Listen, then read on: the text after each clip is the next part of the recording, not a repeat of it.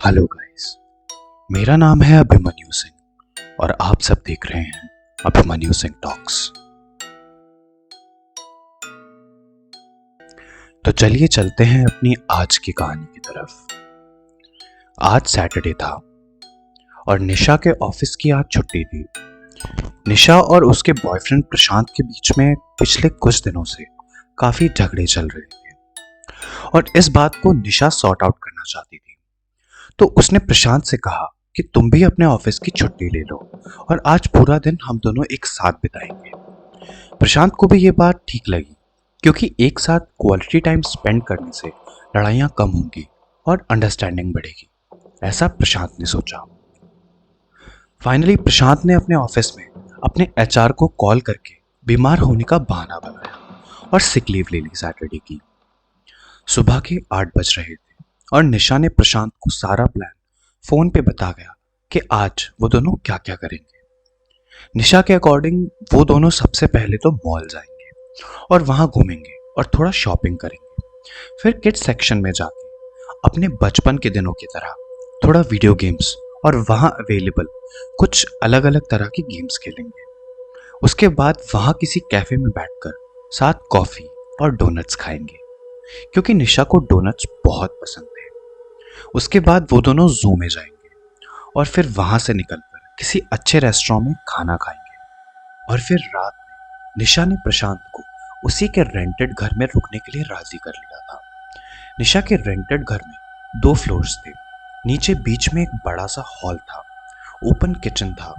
Hall के पीछे की साइड 2 रूम्स थे आमने सामने और एक कॉमन वॉशरूम था। घर के मेन डोर के बिल्कुल बराबर से एकदम खड़ी सीढ़ियां जा रही थी। ऊपर के फ्लोर पे भी सेम ही डिजाइन था, बस ऊपर का हॉल थोड़ा सा बड़ा था क्योंकि ऊपर किचन नहीं था।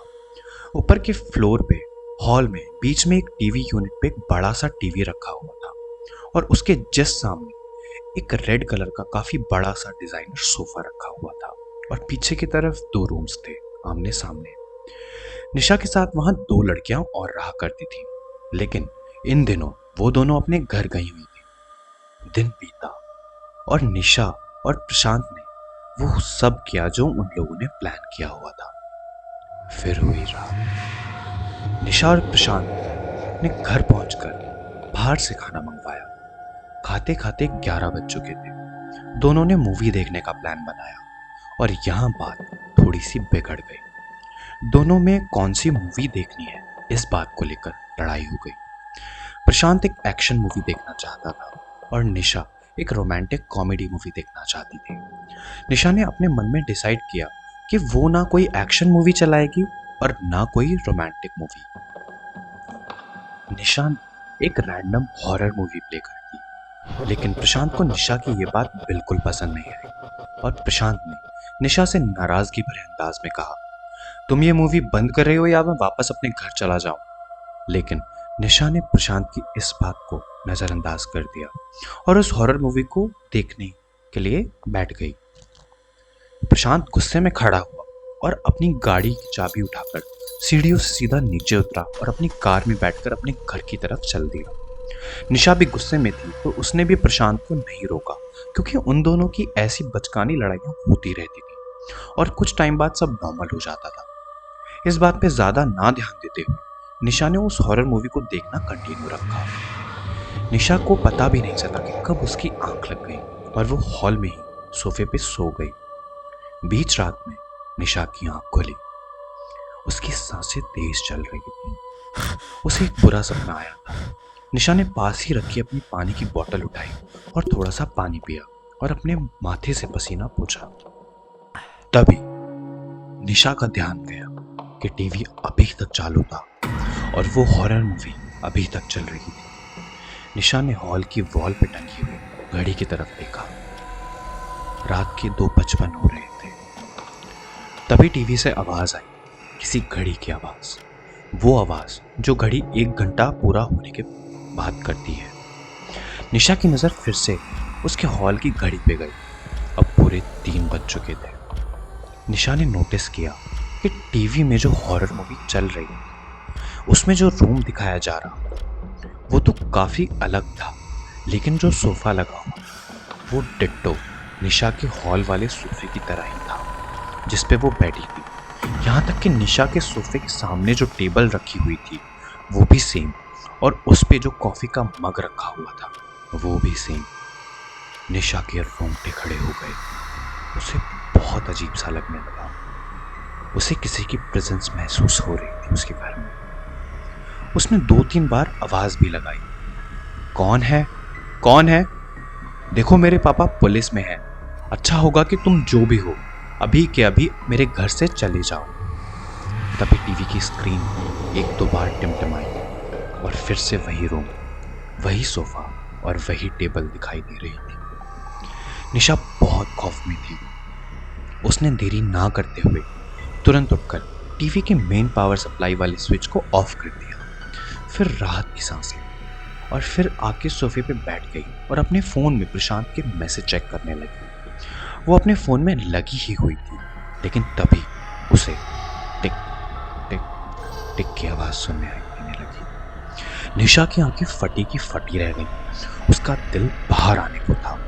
निशा को उसकी आंखों पे विश्वास नहीं हो रहा था, क्योंकि जो टीवी उसने अभी थोड़ी देर पहले ऑफ किया था वो फिर से ऑन था और उसी रूम को दिखा रहा था। एक बार को तो ऐसा लगा जैसे मानो निशा के रूम में किसी ने कैमरा लगा दिया हो और उसकी फुटेज उस टीवी में चल रही हो। निशा ये सब देखकर हक्का बक्का रह गई। डर की वजह से वो पसीना पसीना हो गई और उसका गला तक सूख चुका था। तभी उसने देखा कि टीवी में एक बड़ी सी काली परछाई पिछले रूम से निकली और धीरे धीरे चलती हुई सोफे के साइड में आकर खड़ी हो गई। निशा बहुत खौफ में चली गई। उसकी हालत खराब थी।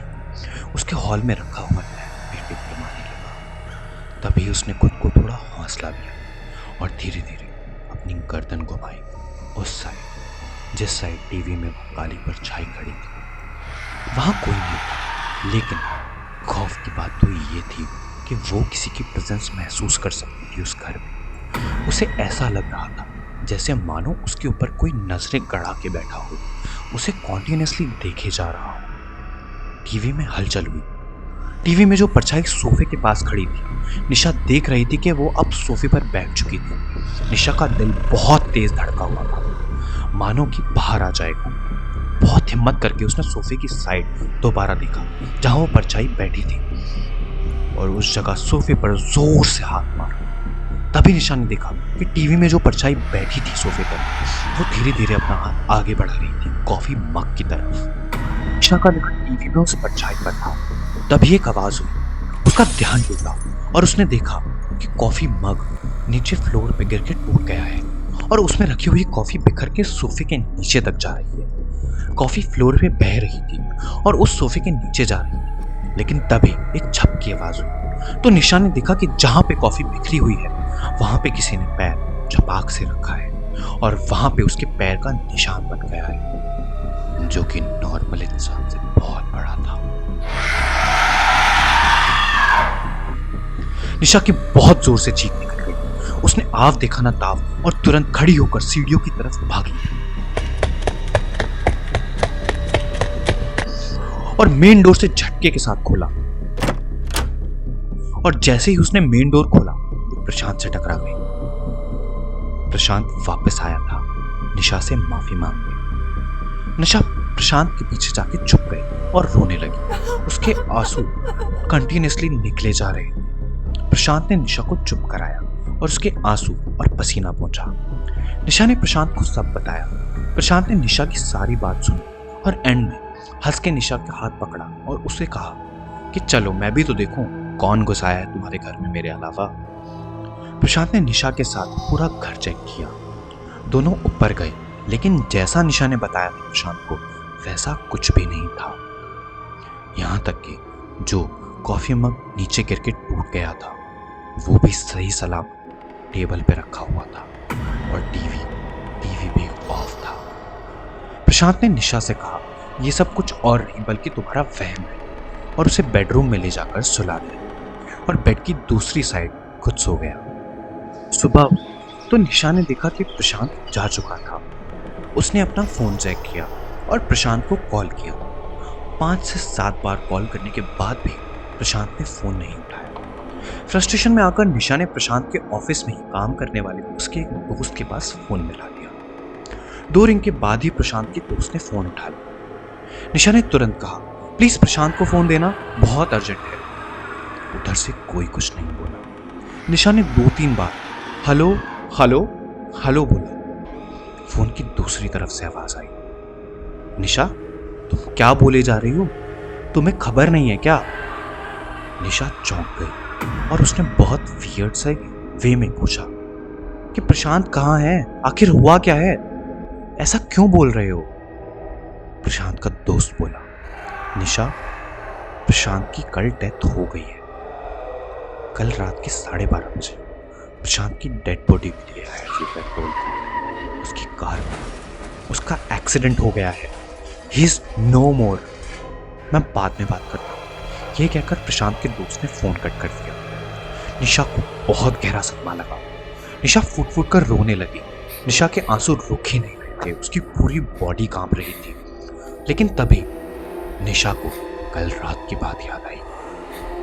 निशा कल रात की बात याद करके और ज्यादा सदमे में पहुंच गई, बहुत खौफ में पहुंच गई। निशा के दिमाग में ये ही चल रहा था कि अगर प्रशांत की मौत रात 12:30 बजे हो गई थी तो फिर वो कौन था जो निशा के घर आया था रात के 3 बजे के आसपास।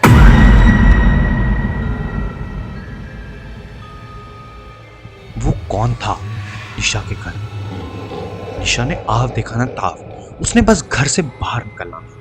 उसने अपने बैग में जल्दी जल्दी अपने कपड़े रखना शुरू कर दिया और वो सब जरूरी सामान उठाया जो बैग में पैक कर सकती थी। निशा हॉल में रखी हुई शू रैक से जल्दी जल्दी अपने शूज निकालकर उसी सोफे पर बैठकर जल्दी जल्दी उन्हें पहनने लगी। तभी निशा का पूरा ध्यान जूते पहनने में था, लेकिन उसके कानों में एक आवाज आई और वो आवाज सुनकर निशा सुन्न सी पड़ गई। ये आवाज थी टीवी ऑन होने की। टीवी अपने आप ऑन हो गया था और जैसे ही निशा ने हिम्मत करके देखा, खौफ के मारे उसकी चीख निकल गई। निशा की टीवी स्क्रीन पे निशा ही नजर आ रही थी, सोफे पर बैठी हुई, और सोफे के पीछे वो ही काला साया खड़ा हुआ था। निशा चीखती हुई सीढ़ियों से नीचे की तरफ भागी और जैसे ही उसने मेन डोर खोला, निशा को किसी ने पीछे से पकड़ा और खींचकर पीछे की तरफ फेंक दिया।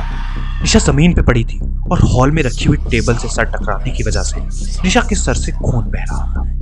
निशा फिर चीखी और रोती हुई दरवाजे की तरफ रेंगने लगी, लेकिन तभी दरवाजा अपने आप बंद हो गया।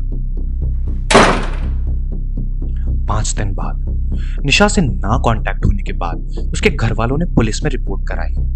जब पुलिस ने निशा के घर पहुंची तो पुलिस ने जो देखा वो बहुत भयानक था।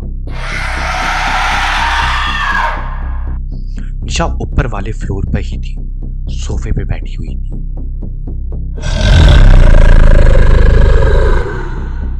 और एक टूटे कांच के टुकड़े से अपने मुंह की खाल को काट रखा था और उसी ग्लास के पैने टुकड़े से काट काट के खा रही थी। निशा को हॉस्पिटल भिजवाया गया और 2 दिन बाद निशा की मौत हो गई।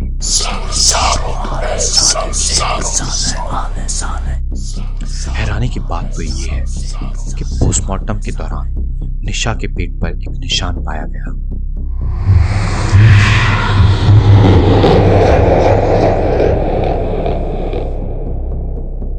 तार जैसा, जिसके बीच में एक सर्कल था, और वो निशान कोई ऐसा वैसा नहीं था।